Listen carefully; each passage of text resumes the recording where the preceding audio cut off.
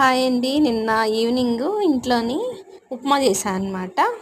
ఇక్కడ మాకు దగ్గరలో టిఫిన్ ఎక్కడ ఉండదండి. ఇక్కడ నుంచి మా ఊరు నుంచి ఒక 7 కిలోమీటర్లో ఒక ఊరు ఉందండి. దాన్ని గంపలు కూడా ఉంటారు.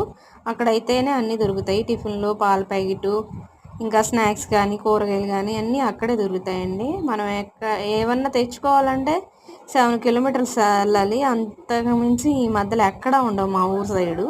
ఉన్నా కానీ అవి 2 రోజులు 3 రోజులు అలా ఉంటాయన్నమాట.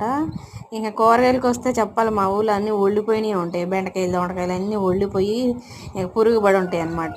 ఇంకా అందుకనే ఇంట్లో ఏదైతే మనం గంపలగూడెం వెళ్ళినప్పుడు ఇంట్లో కావాల్సినవి తెచ్చుకుంటే అవి ఒక వారం రోజుల దాకా సరిపెట్టుకోవచ్చు అనమాట. అలాగే ఇంట్లో ఉన్న వాటిని బట్టి నేను టమాటా, పచ్చిమిరపకాయ, ఉల్లిపాయ ఇవన్నీ కోసేసి, కరివేపాకు వేసేసి, తాలింపు వేసేసి, ఇవన్నీ హెసరు పోసేసి బొంబాయి రవ్వ వేసుకొని ఉడికించుకున్నాను. 2 మినిట్స్లో అయిపోయింది అనమాట. టేస్ట్ అదిరిపోయింది. సబ్స్క్రైబ్ చేయండి ప్లీజ్.